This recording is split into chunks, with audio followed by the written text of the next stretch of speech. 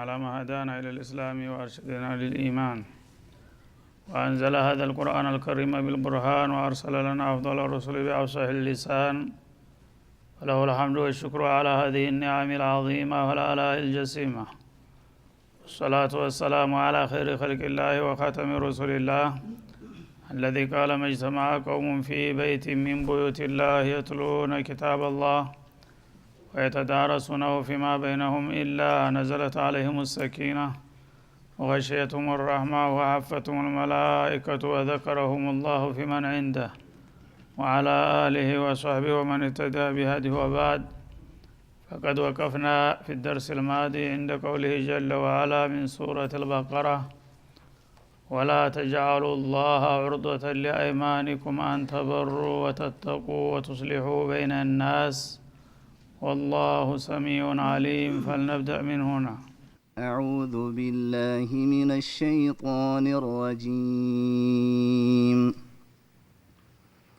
ولا تجعلوا الله عرضة لأيمانكم أن تبروا وتتقوا وتصلحوا بين الناس والله سميع عليم. لا يؤاخذكم الله باللغو في أيمانكم ولكن يؤاخذكم بما كسبت قلوبكم والله غفور حليم. للذين يؤلون من نسائهم تربص 4 أشهر فإن فاءوا فإن الله غفور رحيم. وإن عزموا الطلاق فإن الله سميع عليم. والمطلقات يتربصن بأنفسهن 3 قروء ولا يحل لهن أن يكتمن ما خلق الله في أرحامهن إن كن يؤمن بالله واليوم الآخر وبعولتهن أحق بردهن في ذلك إن أرادوا إصلاحا ولهن مثل الذي عليهن بالمعروف وللرجال عليهن درجة والله عزيز حكيم. الطلاق 2 فإمساك بمعروف أو تسريح بإحسان.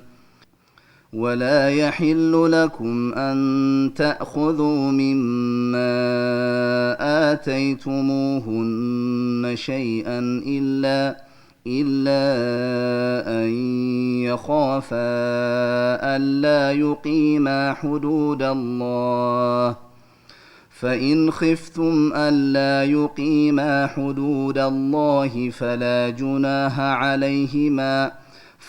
جناح عليهما فيما افتدت به. تلك حدود الله فلا تعتدوها ومن يتعد حدود الله فأولئك هم الظالمون. فإن طلقها فلا تحل له من بعد حتى تنكح زوجا غيره فإن طلقها فلا جناح عليهما أن يتراجعا إن ظنا أن يقيما حدود الله وتلك حدود الله يبينها لقوم يعلمون. وإذا طلقتم النساء فبلغن أجلهن فأمسكوهن بمعروف أو سرحوهن بمعروف ولا تمسكوهن ضرارا لتعتدوا ومن يفعل ذلك فقد ظلم نفسه ولا تتخذوا آيات الله هزوا واذكروا نعمة الله عليكم وما أنزل عليكم من الكتاب والحكمة يعظكم به واتقوا الله واعلموا أن الله بكل شيء عليم وإذا طلقتم النساء فبلغن أجلهن فلا تعضلوهن أن ينكحن أزواجهن إذا تراضوا بينهم بالمعروف ذلك يوعظ به من كان منكم يؤمن بالله واليوم الآخر ذلكم أزكى لكم وأطهر والله يعلم وأنتم لا تعلمون.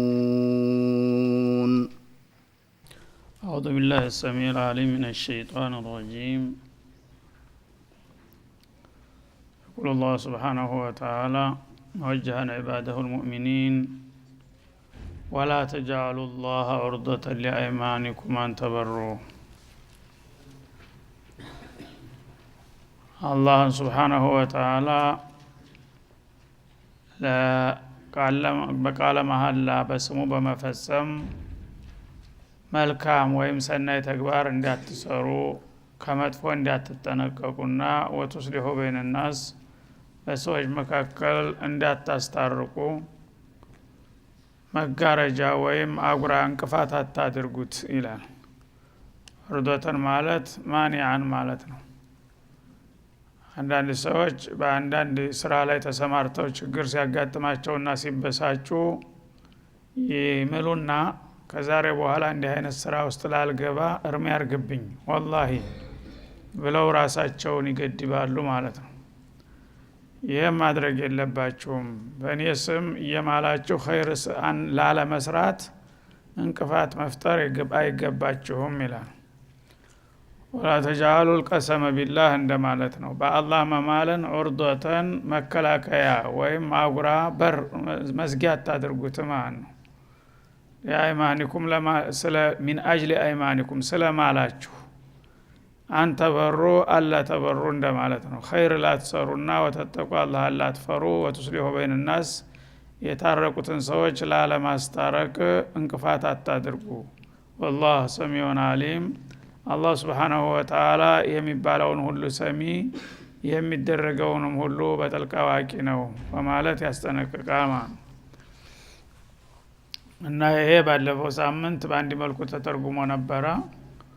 በሆነ ባልሆነው የአላህን ስም መሐላ በማያስፈልግበት ሁሉ አትጨቅጭቁና አትዳፈሩ ለማለት። ሁለተኛው ትርጉም ደግሞ አሁን የተባለው ነው ማለት ነው። በአላህ የሚምለው አንድ ሰው አንድ ነገር ለማጠንከርና አቋሙን ለመግለጽ ነው። እንዲህ ላልሰራ ወላሂ ወይም እንዲህ ልሰራ ወላሂ ብሎ ተተናገረ በኋላ ያን ነገር እንዳለው ከተወጣ ያው መሐላውን አክብሯል ማለት ነው። በተቃራኒው ከሆነ ደግሞ የከሻረው መሐላውን አፈረሰ ማለት ነው። እና በመሰረቱ መሐላ የሚፈለገው ለዚህ ነው። ለሆነ ላልሆነ ነገር አይማልም። ለትንሽ ነገር ለትልቁም ዝም ብሎ አንዳንድ ሰው እንደ መንደርደሪያ የአላህን ስም ሁል ጊዜ ያፍ መክፈቻ ያረጋል ማለት ነው። ወላሂ እንደዚህ ነው፣ ወላሂ እንዲህ አይደለም፣ ወላሂ በቃ የመንደርደሪያ ቃል ይሆናል ማለት ነው።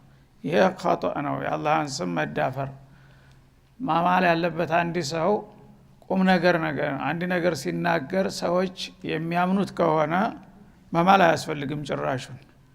ግን ሰዎች አልተዋጠላቸው ትንሽ ቅር ያላቸው መሆኑን ሲያይ ግንባራቸውን አነቦ ወላሂ እንደዚህ ነው አትጠራጠር ትለዋለህ ማለት ነው።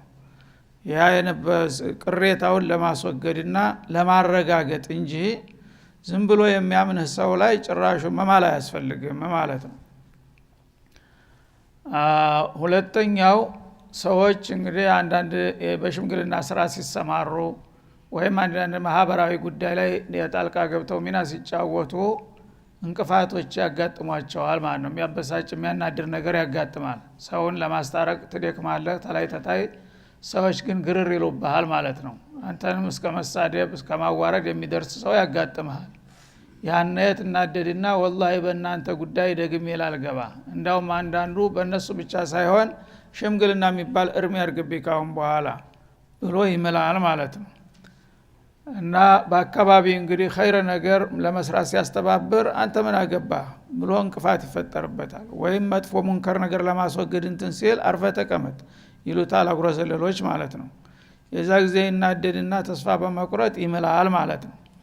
አሁን ሌሎቹ እንደዚህ እናደርግ እንዲህ አይነት ጉዳይ አለ ብለው በሚጠይቁ ጊዜ አይ እናንተ ሞክሩ፣ እኔማ በበኩሌ ደክሜ አቅቶኛል፣ እጄን አንስቻለሁ፣ በእንዲህ አይነት ጉዳይ ደግሜ ላልገባ ምን ያለሁኝ መሐላ አለብኝ ይላል ማለት ነው። መሐላ የማለው ለምንድን ሆነ? አሁን ለኸይር ሳይሆን ለሸር ሆነ ማለት ተገለበጠ። በአላህ ስም ኸይር ላልሰራ ምን ያለው፣ በአላህ ስም ሙንከር ላልከላከል ምን ያለው፣ በአላህ ስም አላህን ላልፈራ ምን ያለው ማለት ነው። ይሄ ደግሞ በአላህ ስም ማል ያለብህ አላህን ለማክበር እንጂ አላህን ስም ለመዳፈር መሆን የለበትም። እሱ የወደደውን ነገር ላሰራ ከማልክ ምኑ ላይ ነው ያዓዘምከው? እሱ የጠላውን ነገር ላትቃወም ተማልክ ምኑ ላይ ነው ጌታን ያከበርከው ማለት ነው። ስለዚህ እንዲህ ማድረግ የለባችሁም። እንዲህ እናድርግ መሐላ አለብኝ፣ እንዲህ አታድርግ መሐላ አለብኝ ከሆነ መሐላ የኸይር ስራ መከላከያ አጉራ ሆነ ማለት ነው። ይህን ማድረግ የለባችሁም ይላል አላህ Subhanahu Wa Ta'ala። እና ምን ይደርግ እንዲህ አይነት መሐላ ካለበት ማፍረስ አለበት ማለት ነው። ኸይር ላልሰራ ወይም ደግሞ መጥፎ ላልከላከል ብለህ ከሆነ የማልከው በጊዜው ተናደህ ተበሳጭተህ አድርገሃል። ግን ኋላ ያን ነገር ሙራጃዓ አድርገህ ተኸይር ስራ ተገድቤ እስከመቼ ነው የምኖረው? ወይም ደግሞ መጥፎ ነገር ሲሰራ ያያየሁኝ ዝም ምለው እስከመቼ ነው ብለህ ያንን መሐላህን አፍርሰህ እንደገና የሚጠበቅብህን ሚና መቀጠል አለብህ ማለት ነው። እና ይሄ አላህን ማዓዘም አይባልም። አላህን ማዓዘም ማለት ሻኢሩን ማክበር ነው። ወመን يعظم شعائر الله فإنها من تقوى القلوب እንዳለው አላህ የወደደውን ነገር በሰራ ቁጥር የከለከለውን በከለከልክ የጠላውን በጠላህ ቁጥር ነው አላህን ማክበር። በስሙ ብቻ ዝም ብለህ እንዳልሰራ ታልክ በአላህ ምን ያለውን ይሄን ታረኩኝ መሐላ የፈረሰብኝ ማለት ነው ወንጀል ይመጣብኛል ብለህ እንዳትል አፍርሰውና ከፋራ ክፈል ማለት ነው። መሐላው ይፍረስ። ለዚህም በሐዲሱ ግልጽ አድርገውታል ነብዩ አለይሂ ሰላቱ ወሰለም ማን ሐለፈ አን yuti አላህ فليطيع አላህን እገዛለሁ ኸይር ሰራለሁ ብሎ የማለት ሰው ጥሩ ነው የግፋበት በኸይሩ ስራ ባይምልም ኸይር መስራት አለበት ተማለ ደግሞ የበለጠ ሙአከድ ይሆናል መሐላውንም ለመወጣት ሲባል ማለት ነው። ወመን ሐለፈ አን يعصي الله فلا يعصيه አላህን ወነጅላለሁ ብሎ ከሆነ አላህ የማይወደው ነገር ሊሰራ ከሆነ የማለው ያ ደግሞ فليكفر ثم ليراجع ከፈራውን ይክፈልና ወደዛ ስራ እንደገና መመለስ አለበት ነው እንጂ የተባለው ለኸይር ነገር ሁሉ እንቅፋት እኔ መሐላ አለብኝ እንዲህ አይነት ነገር ውስጥ አልገባም ምትል ከሆነ ዲድ ተቃራኒ ሆነ ውጤቱ ማለት ነው። አላህን ለማክበር የሰራው ስራ እንደገና የአላህን ዲን ለማጉደፍና ግዴታህን ላለመወጣት መከላከያ መሆን የለበትም የአላህ ስም የሚለው ለዚህ ነው ማለት ነው። لا يؤاخذكم الله باللغو في ايمانكم الله ደግሞ Subhanahu Wa Ta'ala በቃለ መሐላዎቻችሁ ውድቅ በሆኑት ክፍሎች አላህ አይከታተላችሁም አይቆጣጠራችሁም ይላል። ማለት ቅድም መግቢያው ላይ እንደተጀመረው ሰዎች አንዳንድ ልማድ አለባቸው። ቃለ መሐላ ሁሉ ጊዜ ያፋቸው መፍቻ ያረጉታል ማለት ነው። ላ والله በላ والله ይላሉ። በተለይ አረቦቹ ያበዛሉ እንዲህ አይነት ነገር ማለት ነው። እና በአላህ የሆነብኝ እንደዚህ ነው ወላሂ በአላህ እንደ አይደለም ማንኛውም የሚናገረው ነገር መንደርደሪያ ቃሉ አላህ ብቻ የሚለው ቃል ይሆናል። ወላሂ የሚል ወላሂ አሁንም ወላሂ አንድ መጅሊስ ላይ ማአት ጊዜ ተቆጥራለህ በአንድ ሰው ቃል ማለት ነው። እና የዚህ አይነት ልማድ ያለባቸው ሰዎች አሉ። መማል ፈልገው ሳይሆን ለምዶባቸው ነው። ሲናገሩ ይህን ቃል መክፈቻ ያረጉታል ማለት ነው።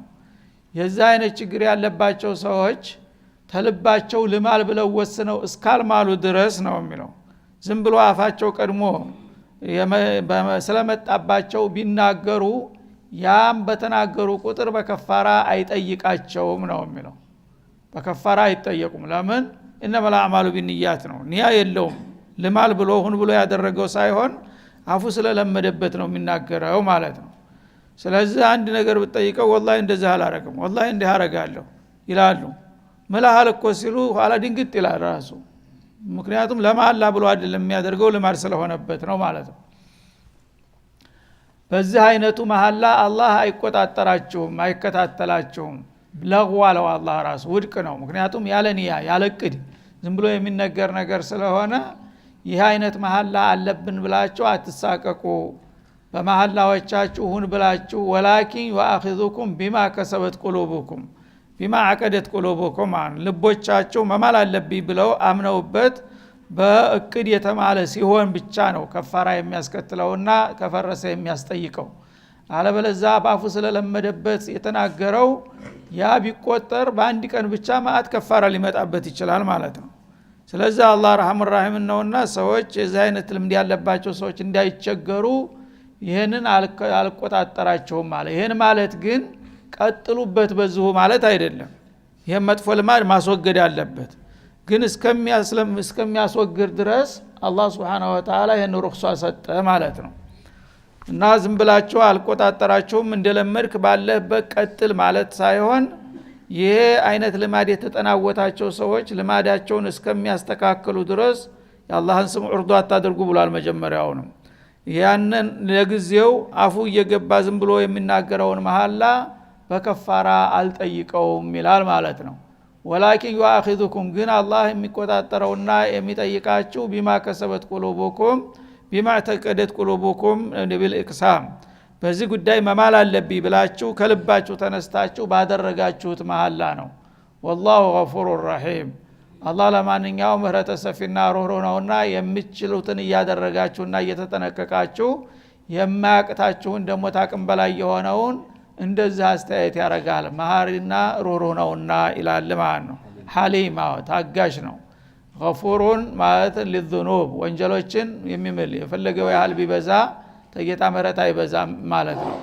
ሐሊሙን ላ ያዕጀል ቢልዑቁባ እንደገና ደግሞ ታጋሽ ነው። አንድ ሰው ተሳስቶ ባደረገው ነገር ወዳውኑ ልቅጣው ከማለት ይልቁንስ ልማረው ማለትን ይመርጣል ማለት ነው። ግን ይሄን ሁሉ የአላህን ጉፍራንና ሒልም አልፋችሁ ታበዛችሁት የዛ ጊዜ የምትጠየቁበት ጊዜ ይመጣልና ጠንቀቅ በሉ። በስተታችሁና ታቅም በላይ በሆነው እኔም እንዳልፋችኋለሁ እያለ ነው። እንተባበር ነው ጉዳዩ። للذين يؤلون من نسائهم تربص 4 أشهر ከዛ ቀጥሎ ደግሞ ወደ ሌላው ማህበራዊ ጉዳይ ይሻገራል ማለት ነው። ኢላ የሚባል መስአላ አለ በፉቃሃዎች በየመዛሂቡ የሚነገር ስለሱ መነሻው ይሄ አያት ነው ማለት ነው። ኢላ ማለት በፍች ዙሪያ በባልና በሚስት ግጭት በሚፈጠርበት ጊዜ የሚመጣ ነገር ነው። ከፍች ጋራ የተያያዘ መሐላ ማለት ነው። ዝም ብሎ መሐላ ሳይሆን መሐላ ስለተነሳ በተለይ ደግሞ በፍች ዙሪያ የምታረጉትን መሐላ ስርዓት መያዝ አለበት ሊል ነው አያይዞ ማለት ነው። للذين يؤلون من نسائهم ለነዛ ከባለቤቶቻቸው የሚምሉ ለሆኑት ክፍሎች ደግሞ ተረቡሱ 4 አሽሁር 4 ወር ያህል የመጠበቅ ፍቃድ ተሰጥቷቸዋል ይላል።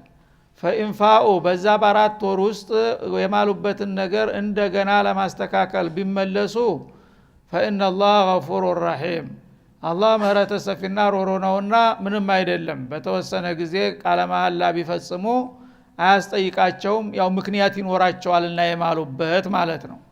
ወይን አዘሙ ጦላቅ በዚሁ ላይ ቀጥለው ደግሞ ቁጣው በዝቶ ፍችን አወርዳለህ የሚል ቁርጥ ሐሳብ ካላቸው ደግሞ فإن الله سميع عليم አላህ የሚባለውን ሁሉ ሰሚና የሚታሰበውን ሁሉ አዋቂ ነውና ዳርዳሩን መሄድ አያስፈልግም። ፍች ፈልጎ እንደሆነ በግልጥ ሊያሰናብታት ይገባል ማጉላላት ሳይሆን ማለት ነው።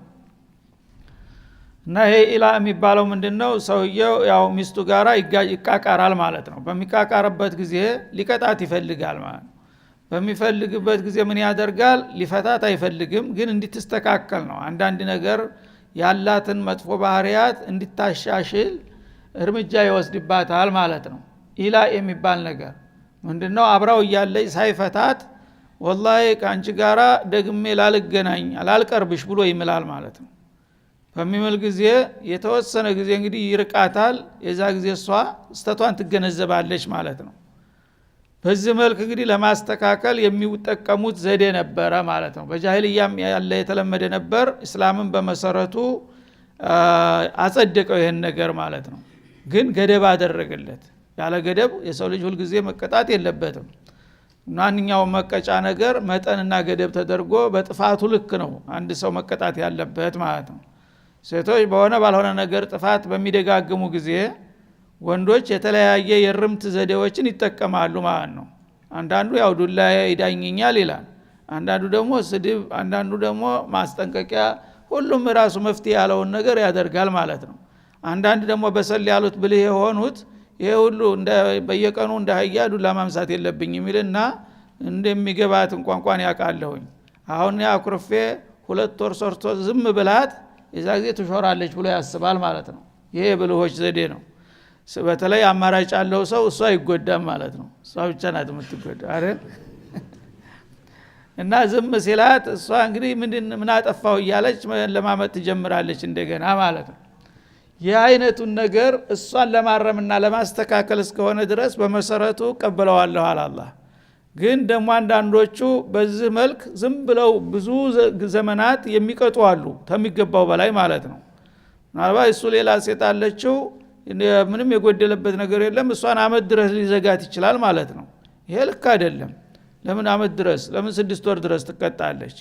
መቀጣት ካለባት በመጠኑ ነው የምትቀጣው አለና ገደብ አደረገለት ማለት ነው። እና ከባለቤቶቻቸው ላይ ቀርቡ የሚምሉ ሰዎች ይኡሉነ ማለት ያህሊፉነ ማለት ነው። እና ወላሂ በጌታ ምን ያለው ደግሜ አንቺን ላልቀርብሽልና ይምላል። ከዛ በኋላ እሷ እንግዲህ ራሷን መገምገም ትጀምራለች ማለት ነው። ይሄ ነገር የመጣው በእኔ ጥፋት ነው ማለትን ታቅና ያ የነበራትን ደካማ ጎኗን አስተካክላ እንዲመለስላት ደይ ትጠናለች። እሱ ግን ገና ነሽ እያለ ይቀጥላል ዝም ብሎ ማለት ነው። ይህን እያላችሁ ብዙ ጊዜ ሴቶችን ማጉላላት የለባችሁም። እንግዲህ አስፈላጊ ከሆነ በመጠኑ ፈቅዳለሁኝ ይላል። 4 ወር ድረስ ይቻላል። 4 ወር ድረስ እሷን ያው ምን ያለሁኝና ታንቺ ጋር ጉዳይ የለኝም ብለ ዘወር ማለት ትችላለህ። ምክንያቱም 4 ወር ድረስ ሴቶች ስሜታቸውን መቆጣጠር ይችላሉ ይላል በተጅሪባ። ሴቶች ራሳቸው ተጠይቀው ይሄን አረጋግጠዋል። ለምን 4 ወር አለ? 4 ወር ድረስ ብዙ አያሸንፋቸውም ሸዋ ማለት ነው። ከ4 ወር በኋላ ግን በጣም ይከብዳቸዋል፣ መቀጠል አይችሉም። ከዛ በኋላ ግን ዝም ብሎ ከቀጠለ እነሱ የማይችሉት ደረጃ ላይ ይደርሳል ማለት ነው። ስለዚህ አላህ ምስጢር አዋቂ ነውና 4 ወር ድረስ መጠነኛ ቅጣት ስለሆነ እሷም ያላትን ደካማ ጎን እንዲታረም ራሷን እንድታስተካከል እንደ ማልክ ቀጥል ፈቅጀልሃለሁኝ እለዋለሁኝ ወንዱን ማለት ነው። ፈኢንፋኡ 4 ወሩንም ግድ ሙላ ማለት አይደለም፣ ቢበዛ 4 ወር እንዳያልፍ ለማለት ነው። አወርም ሊበቃ ይችላል፣ 2 ወርም ሊበቃ ይችላል፣ ከዛም ያነሰ ከዛም የበለጠ። ግን ዝም ብሎ ያለ ገደብ መቀጠል አይፈቀድም ነው የሚለው።